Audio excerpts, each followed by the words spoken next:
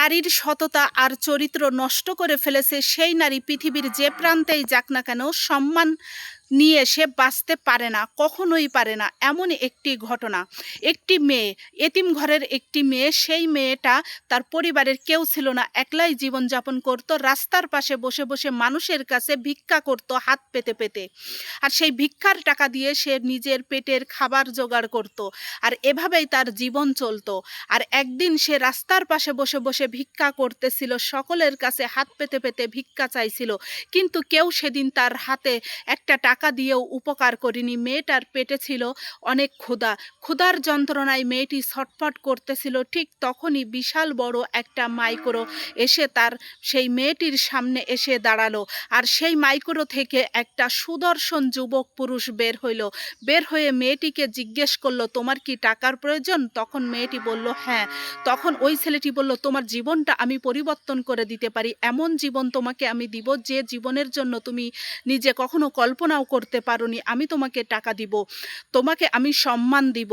তখন ওই মেয়েটি বলল, আপনার কাছ থেকে টাকা পেতে গেলে আমাকে কি করতে হবে? তখন ছেলেটি বলে, আমার সাথে আমাদের বাড়িতে যেতে হবে। তখন সে বলল যে না, আপনি আমাকে যেমনটা ভাবছেন তেমনটা আমি নই, আমি ভালো মেয়ে, আমি আপনার সাথে যেতে পারবো না আপনার বাড়িতে।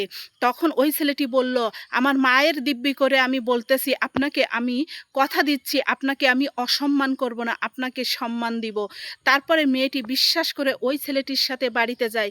বাড়িতে যাওয়ার পরে তার বাসায় একজন কাজের বৃদ্ধা মহিলা ছিল, সেই মহিলাকে ডেকে বলে, খালাম্মা এই মেয়েটিকে নিয়ে যে একে ফ্রেশ করে পরিপাটি করে নিয়ে আসুন।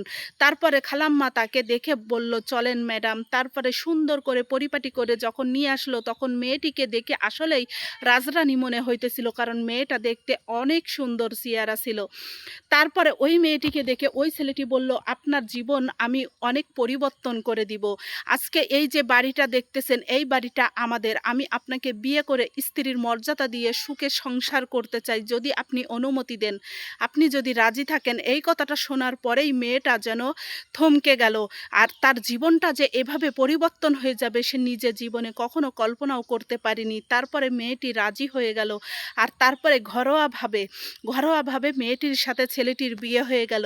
ওই যে রাস্তা থেকে তুলে নিয়ে এসে মেয়েটাকে বিয়ে করলো, এর জন্য তার পরিবারের সাথে ছেলেটি অনেক যুদ্ধ করেছে, যুদ্ধ করেই মানিয়ে নিয়ে মেয়েটির সাথে সংসার করতেছে। ওই রাস্তায় পড়ে থাকা মেয়েটিকে সম্মান দিল, তার একটা নিরাপদ স্থান দিল, নিরাপদ একটা জায়গা দিল, নিরাপত্তা দিল। কিন্তু সেই নারীটা সেই নিরাপত্তার মূল্য বুঝলো না শেষ পর্যন্ত। শুনলেই আপনারা বুঝতে পারবেন। এভাবেই চলতেছিল তাদের একটা বছর সংসার। এক বছর যখন পূর্ণ হয়ে গেল, তার কয়েকদিন পরেই হঠাৎ করে তার স্বামী ব্যবসার কাজের জন্য বাহিরে যাচ্ছিল। স্ত্রীকে তখন বলল যে আমার হঠাৎ করেই সিদ্ধান্ত নিতে বাধ্য হয়েছি, আমার ব্যবসার জন্য আমার বাহিরে যেতে হচ্ছে। তখন স্ত্রীর একটু মন খারাপ লাগলো, তারপরেও যেতে হবে। তার স্বামী চলে যাওয়ার আগে বলল যে আমার বন্ধু আসবে কালকে বিদেশ থেকে, সে আসলে তাকে যেন কোনো খাতির আপ্যায়ন করতে যেন কোনো কমতি না থাকে, সেজন্য তোমাকে খারাপ না বলতে পারে, তুমি সেভাবে তাকে একটু দেখাশুনো কইরো। সে পুরুষটা ছিল সরল সোজা। তারপরেই চলে গেল সেই পুরুষটা তার ব্যবসার ক্ষেত্রে। তারপরের দিনকেই চলে আসলো তার স্বামীর বন্ধু। দরজায় কলিং বেল বাজতেই সে যখন স্ত্রীর রুমটা খুলে দিল, দরজা খুলে দিয়েই বলল যে আমি অমুকের বন্ধু। তারপরেই তাকে বাসার ভিতরে প্রবেশ করতে দিল। আর এভাবেই কিন্তু ধীরে ধীরে ওই ছেলেটা মেয়েটার পাশে থাকতো, কথা বলতো, গল্প করত। তারা এমন গল্প করত, ছেলেটার জীবন, যে প্রবাস জীবন সে কিভাবে কাটিয়েছে, লাইফটা সব কিছুই সেই মেয়েটির সাথে শেয়ার করতে লাগলো, ভালো মন্দ সব কথাই শেয়ার করতে লাগলো। মেয়েটি তার গল্প শুনে সত্যি অবাক হয়ে যেত, কারণ তাদের বিদেশি লাইফ, বিদেশ কাটানোর লাইফটা যে কেমন হয়, এ সমস্ত লাইফের কথা জীবনে কোনোদিন সেই মেয়েটি শোনেনি। শুনেই অবাক হয়ে যেত, আর মেয়েটা খিলখিল করে হাসতো। সেই সুযোগেই ওই ছেলেটা তখন বলেছিল যে আমার বন্ধু তোমাকে কি দিয়েছে, তুমি যে সুন্দর, তোমার থেকে আরো ভালো কিছু অপেক্ষা করতেছে, আমার কোনো কিছুর অভাব নেই, তুমি তোমার সেই স্বামীটাকে ছেড়ে দাও, আমার বন্ধুর হাতটা ছেড়ে দাও, আমি তোমাকে সুন্দর জীবন দিব। কিন্তু ওই মেয়েটা তখন চিন্তা করতে থাকে, একদিকে তার স্বামী যে তার নতুন একটা মানে সেই তার স্বামী যে তার নতুন একটা জীবন দিয়েছে, উচ্চ বিলাসিতায় জীবনযাপন কাটানোর জন্য যে সুন্দর জীবন দিয়েছে, নিরাপত্তা দিয়েছে, তার মাথার উপরে ছাদ হয়ে দাঁড়িয়েছে, এই কথা চিন্তা করে কিন্তু ওই পুরুষটা তাকে প্রতিনিয়ত এমন কথা বলে। আর তখনই ওই নারীটা কিন্তু এক পর্যায়ে ওই ছেলেটার প্রতি দুর্বল হয়ে পড়ে। আর দুর্বল হয়ে যাওয়ার পরেই কিন্তু সেই ছেলেটার সাথে ওই মেয়েটার এক পর্যায়ে ওই একই বাসায় থাকতে তারা গল্প করতে করতে কথা বলতে বলতে অনেকটাই কাছে এসে পড়েছিল। আর কাছে আসতে আসতে একসময় তাদের ভিতরে ফিজিক্যালি একটা সম্পর্ক তৈরি হয়ে যায়। আর এই সম্পর্কটা কিন্তু তার স্বামী ওই বিদেশে বসেই দেখতে পারে।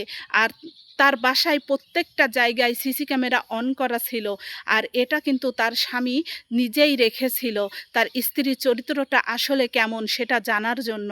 আর তারপরে সে তার ২ দিন পরে চলে আসে তার স্বামী বাড়িতে। এসে যখন জানে তখন ওই মেয়েটা তার স্বামীকে দেখে পুরো অবাক হয়ে যায়। হাসি মুখে তার স্বামীকে বরণ করে নেয় আর বলে, "তুমি এসেছো? তোমার তো আরও ২ দিন পরে আসার কথা ছিল। এসেছো, বেশ ভালোই হয়েছে।"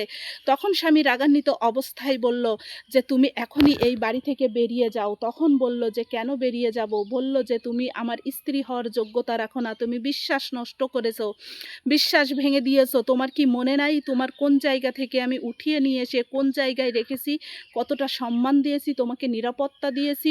তোমার বর্তমান সম্পর্কের কথা তুমি ভুলে যেয়ে তুমি আমার বন্ধুর প্রেমের ফাঁদে কেন তুমি পা দিয়েছো? তোমার চরিত্র তুমি নষ্ট করে ফেলেছো, তোমার সম্মান নষ্ট করেছো, আত্মসম্মান নষ্ট করেছো। তোমার মতো চরিত্রহীন নারীর সাথে আমি আর সংসার করতে চাই না। তুমি এই বাড়ি থেকে বেরিয়ে যেতে পারো।"